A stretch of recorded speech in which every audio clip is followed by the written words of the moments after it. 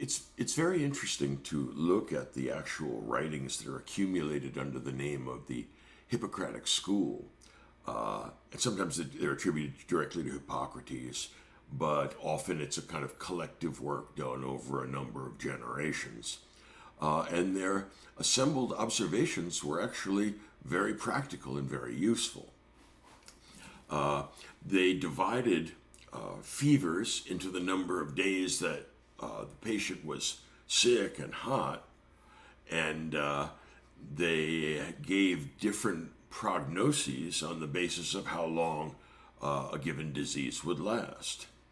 One of the things that's, I don't know, it's kind of black humor, is that there are a very large number of accumulated case studies because they had bought into the idea of observation as opposed to poetic myth and poetry and myth.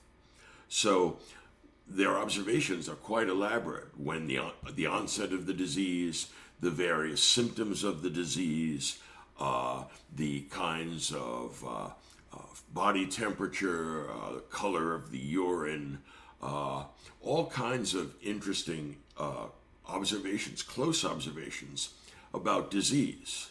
One of the odd things is that they didn't seem to be at the point, or they were not at the point, where they took the pulse. That comes later. On the other hand, there's plenty that starts out among the Greek Hippocratic school of Asclepiads, the followers of Asclepius, kind of the mythological rather than the real historical father of medicine as we get in Hippocrates. Okay, so Hippocrates has this new conception of the physical world, and what that brings with it is a new conception of the human body, among other things.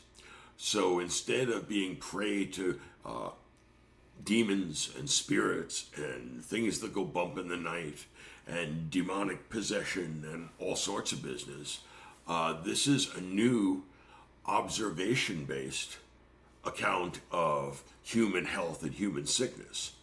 Health is what you get when the four elements, earth, air, fire, and water, when they're in balance in a human body, because you have to have all of those. If you lose one, then the body dies. And what it means to die is to fraction away these different four elements that are no longer held together by this homeostatic equilibrium.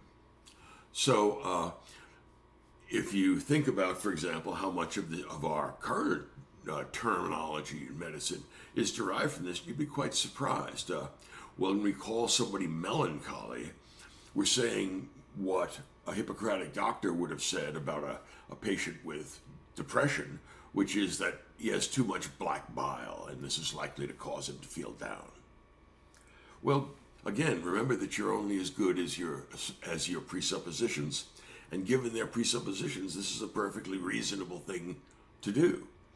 Think about a sanguine temperament, right? Well, that refers to blood, and blood is going to be both warm and liquid and also energetic, in the sense that it has within it the principle of transformation energy. And all of these ways of looking at the body would be completely foreign to anyone operating under the earlier suppositions that the world is, the external world is governed by spirits and spooks and intelligences that can be communicated with. Okay, now you may wonder how much of an effect this had, and it's actually incalculably large. Here's why. Hippocrates knows that medicine is a moral endeavor, and that's why he has an oath that all who get his teaching must swear. And that you must swear to do no harm. You must swear to keep the proper secrets of your patients. You must swear not to take sexual advantage of your patients. You're also not to haggle with your patients while they are in distress, right? It is unseemly to demand money from somebody that's in agony. We can work that out later. And that's understandable. Also, it is contrary to the oath to give a patient any sort of poison which will euthanize them. In other words, euthanasia is not something a Hippocratic doctor is allowed to do. Same with abortion. No abortifacient medicine can legitimately be prescribed for pretty much the same reason that you can't euthanize patients even if they ask for it. All right, the doctor is only a healer and only on the side of life. Now, Hippocrates goes from city to city, becoming both wealthy and famous for his capacity to cure diseases, particularly diseases that have large numbers of people who become sick with it. So he wrote some very important books, or at least his school did, about the importance of different things like air and water and wind, the prevailing winds, and what that does to the inhabitants of a given city. Because he went from city-state to city-state, sometimes island to island, curing people. He's a kind of traveling doctor, and offering to teach medicine to those that want to come and follow him. So he got a chance to look at a lot of different cases of cities and their location and their characteristic weather. And he decided that certain kinds of wind are better or worse for the health of given people, that they caused characteristic kinds of disease and health, depending on what direction the wind came from. Also that air was very important, and cities that were in close proximity to a swamp or a marsh were very unhealthy. And the reason why is that a marsh or a swamp has bad air. And even if you just walk into it, right, and you go wading into it, you can smell the bad air in a swamp. Well, what Hippocrates noticed is that people who live near swamps tended to be quite sickly. And he also noticed that everybody who got sick or didn't, they were all breathing in this unusually unattractive, malodorous air. And so Hippocrates decides that when you go to the marsh and you come away and you end up with a fever and chills and a considerable amount of nausea, that you were the victim of bad air. And that's why it's not a good place to put a city. A lot of the people are going to get malaria, which is what bad air is, right? Also think about, that the history of disease is, even the way it's described in these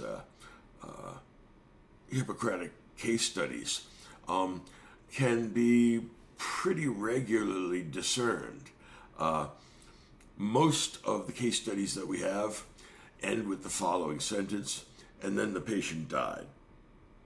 Right? That's certainly the majority of them. But this is still useful information.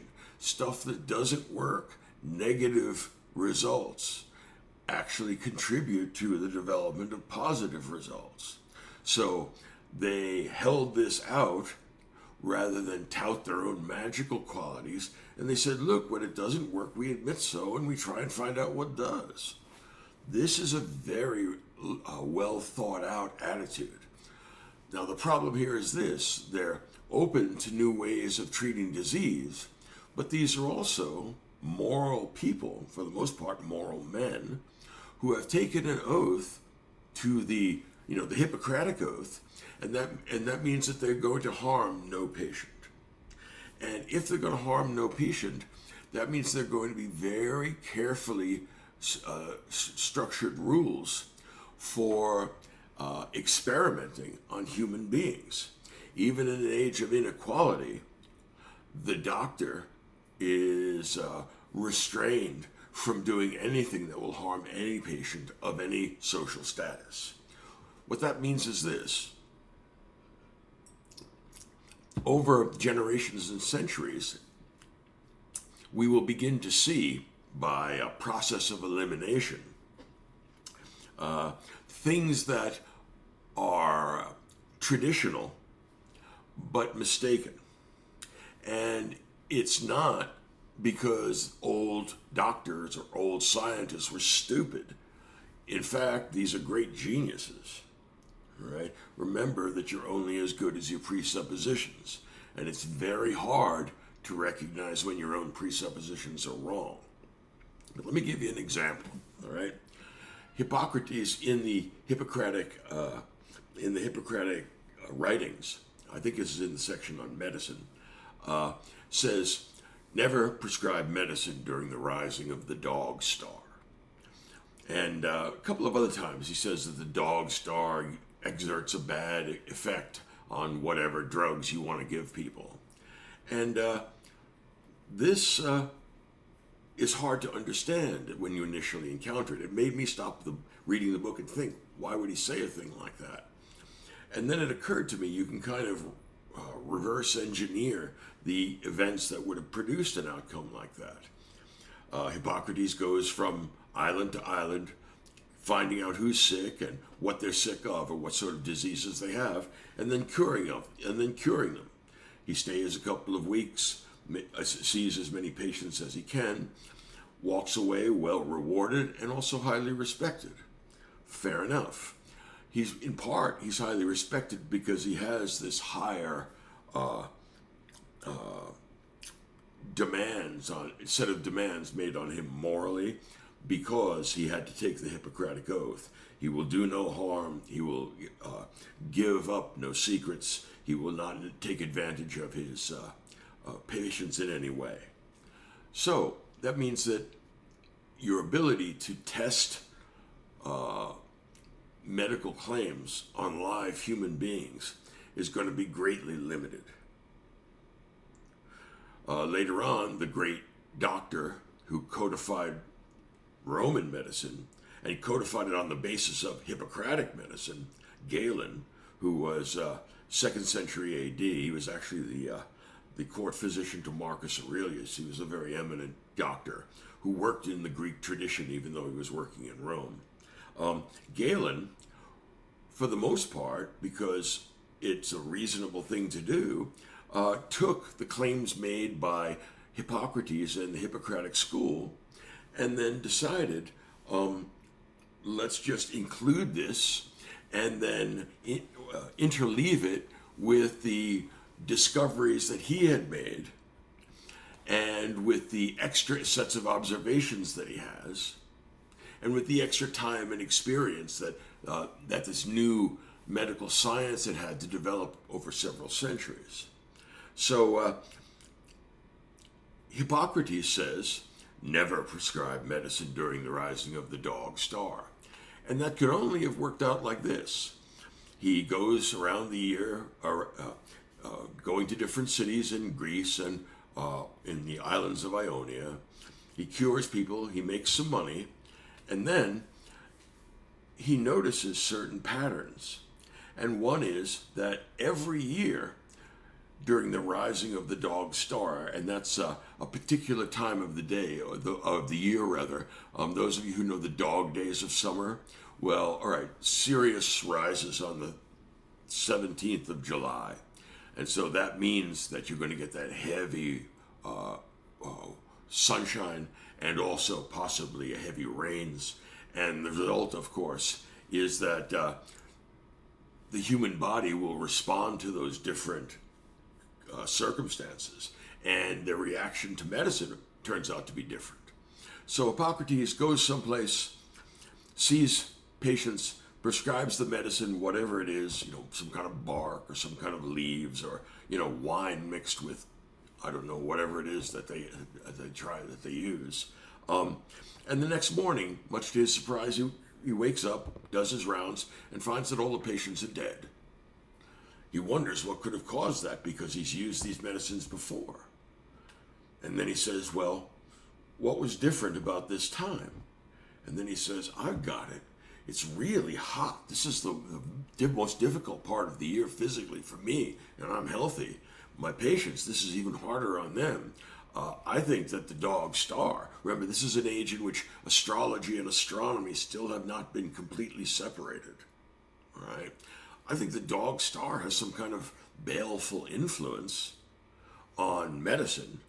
And so from now on, when I teach my students, I'm going to say, never prescribe medicine during the rising of the dog star. If you do, medicine, which is normally wholesome, will kill people because of the heat of the dog star and whatever the dog star does to human bodies. Now, this is a mistaken conjunction, or it's an accidental conjunction with which Hippocrates invests causal significance. But those of you who have been to medical school, unless you're very, very old, probably didn't learn anything about the relationship between the heavenly bodies and pharmacology. The reason why is that you're coming from a different set of assumptions which develop historically over time. But for those who had, or who, if you remember the Hippocratic writings say, life is short, art is long. Well, particularly art is long with reference to medicine. And it's also quite conservative, as it properly should be. Most innovations in most activities are a mistake. Less than half, much, much less than half of innovations don't work. Or they have unanticipated consequences that turn out to make them unsatisfactory. So Hippocrates tells his students, never prescribe medicine during the rising of the dog star. He writes it into his treatises. He dies, leaves this flourishing practice of his Asclepiads, the sons of Asclepius, those who had gotten medical training. They all have to take the same oath, which means that from the beginning, medicine is understood to be not just a technical, but also a moral activity. And in addition to that, they are all, because they're engaged in a moral activity, going to take things that put human life in danger with particular seriousness, and they are not going to cross that boundary. What does that mean? Well, it means that 500 years after Hippocrates, Galen has a whole bunch of data from the Hippocratic school, and one of the things he instructs his Roman students in, even though he's a Greek, he was working at court, so he was a genuinely famous doctor, but what he taught his students was, never prescribe medicine during the rising of the dog star. Why? Well, because it's well known, it has been well known for a very long time, that the dog star does terrible things to drugs. And they don't work, and then the patient dies. And we have this handed down by people who knew what they were doing, who were technically proficient and morally proper. So this would be like human beings, like using human beings as guinea pigs. These doctors would have seen that as immoral, and they're not wrong. Right? Now, here's the downside of this clever observational medicine based upon science 2.0 of the pre-Socratic and then post-Socratic physics. It has the idea of observation, but it doesn't have the idea of experimentation, nor does it have the idea of mathematical precision. If you remember, Aristotle says practical activities, like, for example, medicine, it's the mark of an educated man not to demand more precision from a discipline than it can possibly offer. So for Aristotle, medicine is a bit like cookery. It's a practical science. On the other hand, by the time you get to the early scientists of the Renaissance and the Enlightenment, and here I'm talking about people like Copernicus and Kepler, Galileo and Descartes, and then eventually all the way to Isaac Newton, that kind of science had two changes, two fundamental changes from what I called Science 2.0. Now, Science 2.0 was performed by highly competent, highly skilled people who were also highly intelligent and highly moral, but they were constrained by their understanding of the world. They had not made provision for the problem that emerges of how to winnow out accidental relationships from necessary causal relationships. In other words, the body of medical knowledge is added to cumulatively by observations. Okay, sometimes these observations of two things in close temporal conjunction will often attribute to the antecedent event causal properties over the subsequent event. That works in many cases. For example, if someone is a warrior and gets impaled by a spear and dies, it is that you will find that they generally die after they get impaled with a spear rather than before. And this would have to do with the effect that spears have on human bodies when they impale people. So it's a logical inference that spears, when used to impale people, are lethal. They're making an association that is genuinely causal.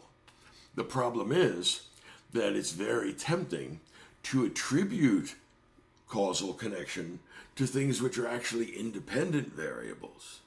And then what you get is ideas like never prescribe medicine during the rising of the dog star. One set of dead patients is enough. Certainly we're not going to try and do this again. And then certainly we're not going to do a double-blind set of experiments on this. What the hell's wrong with you? We've sworn an oath not to do any harm. So once we see that something is lethal to people, that means it's a good idea to stop doing it. So if you conceive for the Hippocratic or the Galenic doctor, it's a very reasonable thing to do.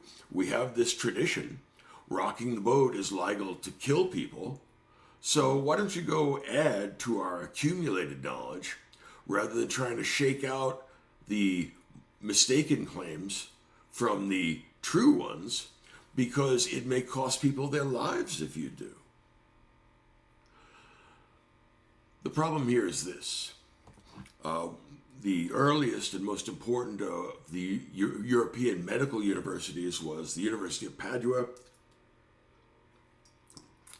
And in the 1200s, they were the main medical university in Italy. There are only a few universities of any kind at this point.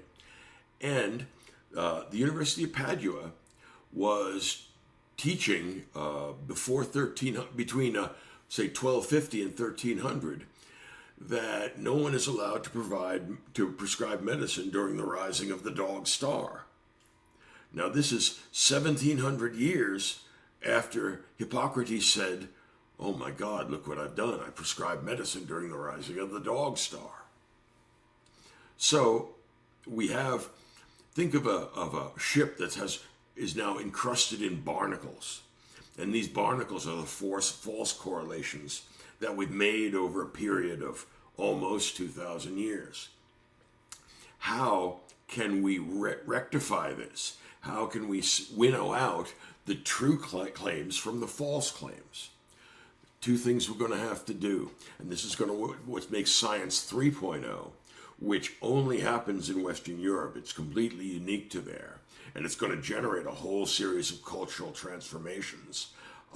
Science 3.0, which is the science developed in Europe during the Renaissance and Reformation, the Reformation didn't like science. The Renaissance and the Enlightenment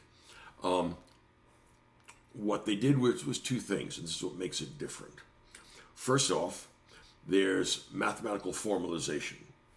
This is not anymore an inexact Aristotelian science. It's not like cookery where you throw in a dash of pepper and a pinch of salt. That's an inexact science. Instead, they're going to quantify the amounts of inputs and outputs, water, urine, the different kinds of breathing that people engage in.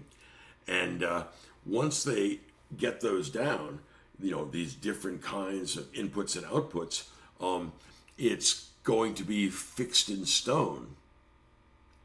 So what we're going to do first is eliminate the uncertainty and the imprecision in the science of the Renaissance and Enlightenment. There are a number of people who write autobiographies, and among them there are doctors who measure their urine for extended periods of time just to get a sense of how that relates to the other activities that their body undergoes. This is a time of careful observation, but they're also going to bring in a new kind of filter, and it's a logical filter, and it's called the scientific method. What happens is this in the scientific method. As Bacon said, we're going to put in a particularly violent image for science, but we're going to put nature on the rack and torture her secrets out of her. And the way we do that is by assuming that everything that we have been handed from the ancients is wrong. Everything we've been handed up to this very point in time is wrong. Not that we believe it's wrong, but every claim that is made about the world is now going to have to be justified, not just on observation, because some observations are correct, others are incorrect in specious connections. We're not going to just take the word of people who experienced it. If you want to make a claim, we're actually going to have to test it in isolation from all other possible causes.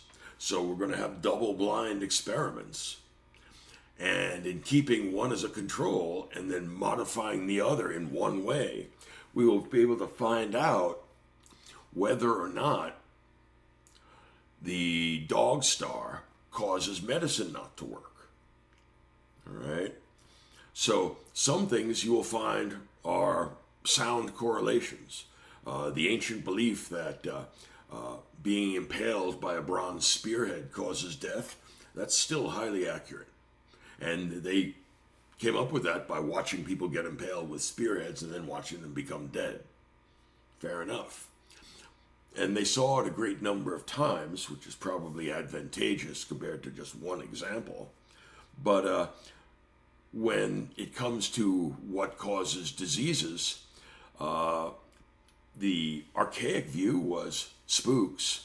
The Hippocratic view was whatever the set of antecedent events was. And in some cases that's true, but in other cases it's not. And over time, this accumulates misunderstandings, which are traditional and highly respected. And so we need a radical new program to scrape the barnacles off the hull of knowledge. And we do that by placing every proposition in the judicial hot seat. And we inquire, what's your claim to being true? And you can't tell me that Aristotle thinks it, or that Hippocrates believed it, or that Galen goes to this. You have to show us on evidence that we can see now that this is a correlation, and this is a unique one-to-one correlation which always appears antecedent to a subsequent event which we predict, for which we make a prognosis. They're on good ground predicting death from being impaled by a spear.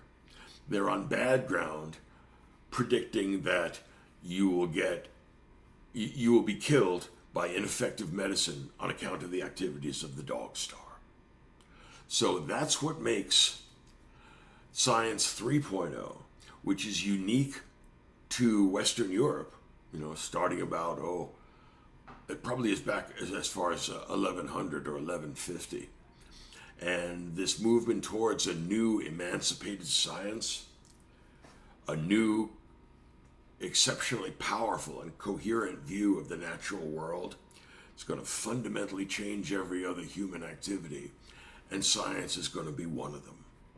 So what I want you to focus on here is the fact that neither Galen nor Hippocrates nor the doctors which carried the tradition from one to the other, none of these people were stupid. Don't work on the assumptions that the ancients were less intelligent than we are. That's just wrong. What we have is a better tested, better thought out set of assumptions. And you're only as good as the assumptions you bring to a given problem. Within the parameters of what they had, they did great. But over time, the downside of these activities became increasingly obvious, and that's what created the need for an overhaul. All right? So, art is long and life is short. And keep in mind then that each of us, those of us who are doctors, those of us who do something else, we're only as good as our presuppositions. And if you think you have the last word in presuppositions, you are opening yourself to all kinds of unnecessary misunderstanding.